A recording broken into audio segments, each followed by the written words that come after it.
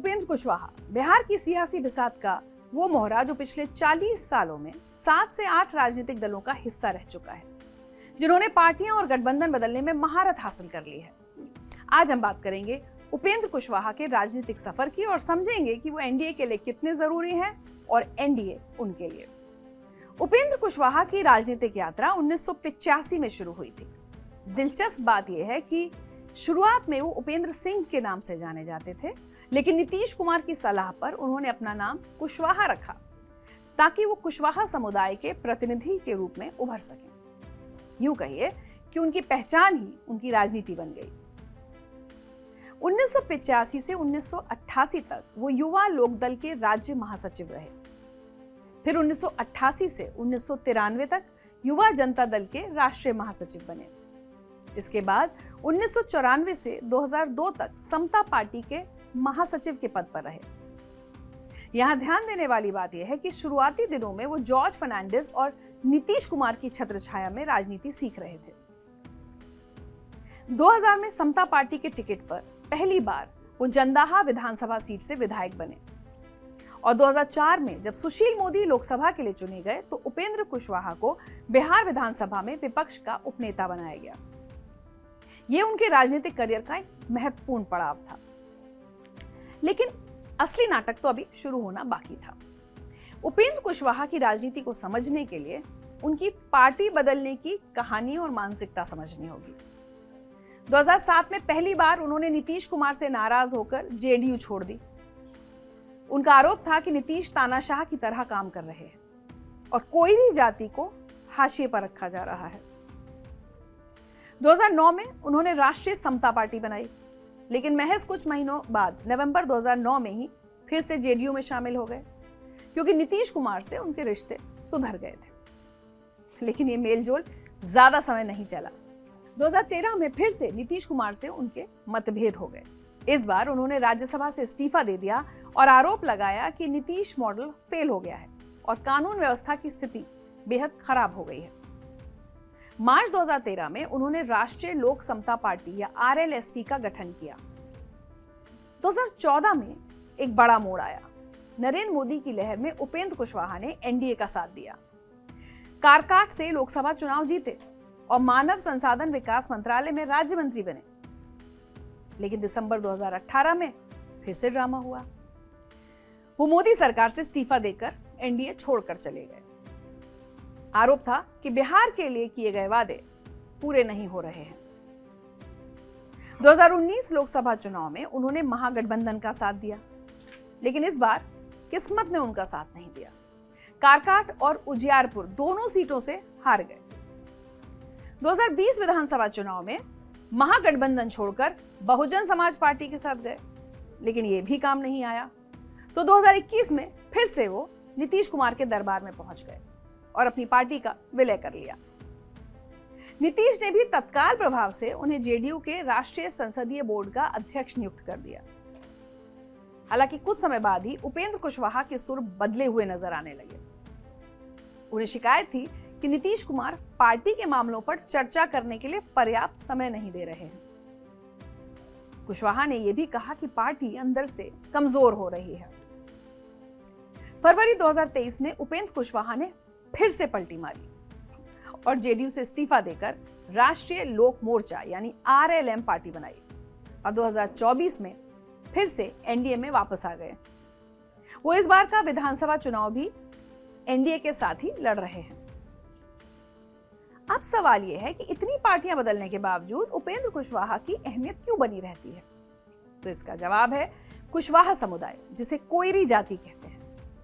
बिहार में कुशवाहा समुदाय की आबादी लगभग 6 से 7% है, लेकिन इस समुदाय का असर 35 से 40 विधानसभा सीटों पर निर्णायक है। यह समुदाय खास तौर पर रोहतास, औरंगाबाद, खगड़िया, नालंदा, मुंगेर, समस्तीपुर, पश्चिम और पूर्वी चंपारण जिलों में काफी संख्या में है। बिहार की राजनीति में इस समुदाय को साइलेंट गेम चेंजर कहा जाता है, यानी जो चुपचाप चुनाव का पासा पलट सकते हैं। खासकर मगध और शाहाबाद डिवीजन में उपेंद्र कुशवाहा का काफी प्रभाव माना जाता है। हालांकि पूरे कुशवाहा समुदाय पर उनका एक छत्र राज नहीं है। कुछ इलाकों में नीतीश कुमार का भी इस समुदाय पर असर है। लेकिन 2024 लोकसभा चुनाव में एक दिलचस्प बात हुई। मगध से शाहाबाद तक कुशवाहा वोटरों ने एनडीए को परेशान कर दिया। कारकाट सीट से उपेंद्र कुशवाहा तीसरे नंबर पर रहे और महागठबंधन के राजाराम सिंह जीत गए। ये हार उपेंद्र कुशवाहा की साख पर सवाल खड़े करती है। अब आते हैं उनके मौजूदा विवाद पर। 2025 विधानसभा चुनाव के लिए एनडीए ने सीटों का बंटवारा किया है। बीजेपी और जेडीयू को 101 बराबर सीटें मिली हैं। चिराग पासवान की एलजेपी को 29 सीटें, जबकि उपेंद्र कुशवाहा की आरएलएम और जीतन राम मांझी की एचएएम को सिर्फ 6 सीटें मिली हैं। उपेंद्र कुशवाहा इस बंटवारे से बिल्कुल खुश नहीं है।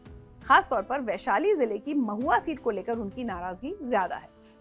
ये सीट चिराग पासवान को दे दी गई है, जबकि उपेंद्र कुशवाहा चाहते थे कि इस सीट से उनके बेटे या कोई करीबी रिश्तेदार चुनाव लड़े।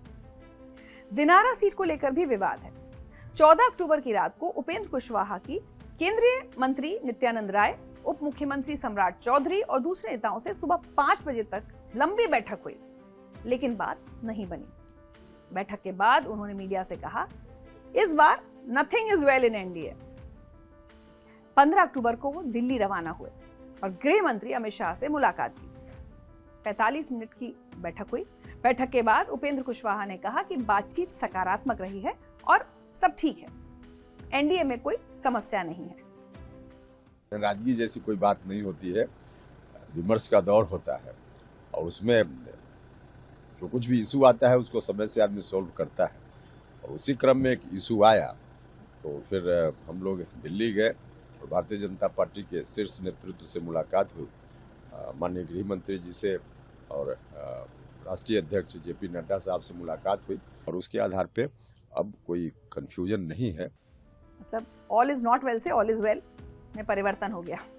एनडीए के लिए उपेंद्र कुशवाहा कितने जरूरी हैं? सच्चाई यह है कि इस सवाल का जवाब काफी मुश्किल है।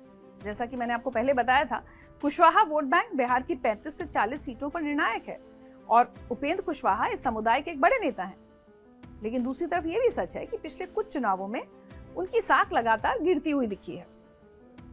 2024 लोकसभा चुनाव में कारकाट से वो तीसरे नंबर पर है। उन्हें सिर्फ 2,53,000 वोट मिले, जबकि विजेता राजाराम सिंह को 3,80,000 वोट मिले। भोजपुरी स्टार पवन सिंह भी उनसे आगे रहे। 2019 में भी वो कारकाट और उजियारपुर दोनों सीटों से हार गए थे। इसके बावजूद एनडीए उन्हें साथ रख रहा है, क्योंकि बीजेपी को लगता है कि कुशवाहा समुदाय को साधने के लिए उपेंद्र कुशवाहा की जरूरत तो है। हालांकि नीतीश कुमार का भी इस समुदाय पर काफी असर है और अब चिराग पासवान भी तेजी से उभर रहे हैं। दिलचस्प बात यह है कि बीजेपी के एक सर्वे में भी उपेंद्र कुशवाहा को कोयरी समुदाय का सबसे बड़ा नेता माना गया है, लेकिन चुनावी नतीजे कुछ और ही कहानी बयां करते हैं। शायद इसीलिए उन्हें सिर्फ 6 सीटें मिली हैं। मतलब आप रहिए भी, लेकिन इतना ही मिलेगा। एनडीए की रणनीति यह है कि कुशवाहा को साथ रखा जाए ताकि उनके वोट महागठबंधन की तरफ ना चले जाएं। लेकिन साथ ही ये भी साफ है कि बीजेपी अब उपेंद्र कुशवाहा पर उतना निर्भर नहीं रहना चाहती जितना 2014 में थी। फिलहाल उपेंद्र कुशवाहा एनडीए में ही हैं और कह रहे हैं कि सब ठीक है, लेकिन बिहार की राजनीति में उनके ट्रैक रिकॉर्ड को देखते हुए कोई भी आश्चर्यचकित नहीं होगा अगर कल को फिर से कोई नया ड्रामा शुरू हो जाए। बिहार की राजनीति में उपेंद्र कुशवाहा की कहानी दरअसल एक छोटे सहयोगी दल के संघर्ष की कहानी है। कैसे गठबंधन की राजनीति में छोटी पार्टियों के लिए जगह लगातार सिकुड़ती जा रही है। 2014 में वो केंद्रीय मंत्री थे, आज सिर्फ 6 सीटों के लिए संघर्ष कर रहे हैं। उपेंद्र कुशवाहा का सियासी सफर हमें बताता है कि बिहार की राजनीति में बदलाव ही स्थिरता है। 40 सालों में पार्टियां बदली, गठबंधन टूटे जुड़े, लेकिन कुशवाहा समुदाय का फैक्टर आज भी एनडीए के लिए एक साइलेंट हथियार तो बना हुआ है। हालांकि कुशवाहा की हाल की हार और सिर्फ 6 सीटें मिलना साफ बता रहा है कि वक्त अब बड़े दलों का हो गया है। फिर भी अमित शाह से मिलने के बाद वो कह रहे हैं कि सब ठीक है, लेकिन याद रखिए, बिहार में कल का सूरज हमेशा नया ड्रामा लाता है। क्या उपेंद्र कुशवाहा फिर से पलटेंगे या एनडीए उन्हें संभाल लेगा? ये तो आने वाले चुनाव और चुनाव के नतीजे ही बताएंगे। बिहार की सियासत पर नजर रखिए और हम जिस तरह से पूरी कहानी, पूरी स्थिति आपको समझा रहे हैं, उसको समझने के लिए कड़क को सब्सक्राइब भी कीजिए। और ये स्टोरी आपको कैसी लगी कमेंट सेक्शन में हमको ज़रूर बताएं।